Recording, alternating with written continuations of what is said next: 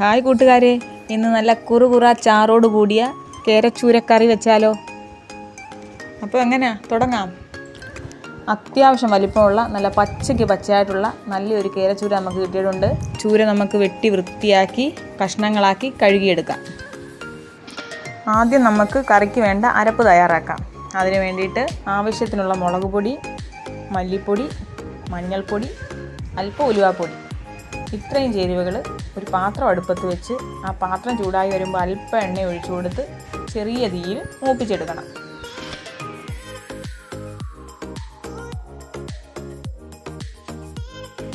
മൂപ്പിച്ചെടുത്ത പൊടികൾ ഒരു മിക്സിയുടെ ജാറിൽ അല്പം വെള്ളവും കൂടി ഒഴിച്ച് നല്ല ഫൈനായിട്ട് അരച്ച് മാറ്റി വെക്കാം. അരപ്പ് അവിടെ ഇരിക്കട്ടെ. ഇനിയാണ് നമ്മൾ കറി ഉണ്ടാക്കാൻ തുടങ്ങുന്നത്.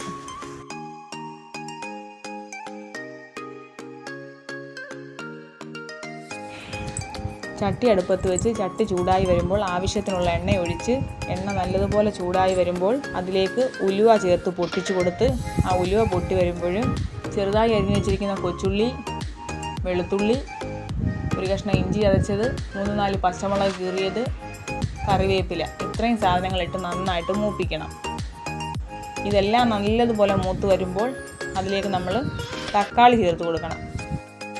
തക്കാളിയും കൂടെ ചേർത്ത് നല്ലതുപോലെ വഴറ്റി മൂത്ത് വരുമ്പോൾ നമ്മൾ നേരത്തെ തയ്യാറാക്കി വെച്ചിരിക്കുന്ന അരപ്പ് പാകത്തിനുള്ള വെള്ളവും കൂടി ചേർത്ത് ഇതിലേക്ക് ഒഴിച്ചു കൊടുക്കാം. ഇനി പാകത്തിനുള്ള ഉപ്പും പുളിക്കാവശ്യമായ കുടംപുളിയും ചേർത്ത് കൊടുക്കണം.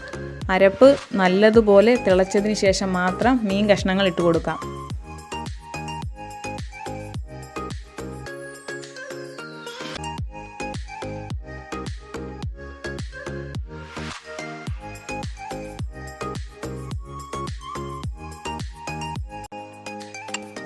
ദശക്കട്ടിയുള്ള മീനായത് കാരണം മീൻ കഷ്ണങ്ങൾ വെന്ത് കറി കുറുകി വരാൻ സമയമെടുക്കും. ചെറിയ ഫ്ലെയിമിൽ കറി റെഡിയാക്കിയെടുക്കാം.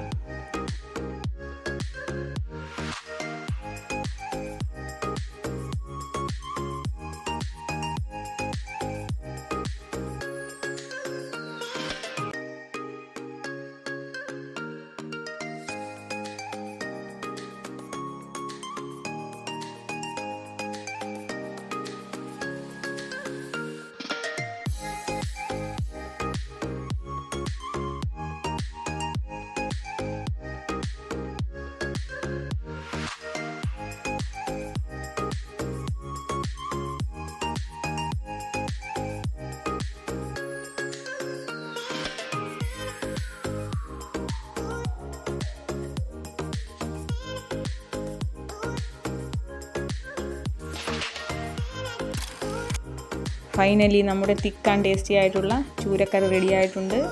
എൻ്റെ വീഡിയോസ് ഇഷ്ടപ്പെട്ടാൽ എൻ്റെ ചാനൽ സബ്സ്ക്രൈബ് ചെയ്യാനും ലൈക്ക് ചെയ്യാനും നിങ്ങളുടെ അഭിപ്രായങ്ങൾ കമൻറ്റുകളായി രേഖപ്പെടുത്താനും മറക്കല്ലേ ഫ്രണ്ട്സ്.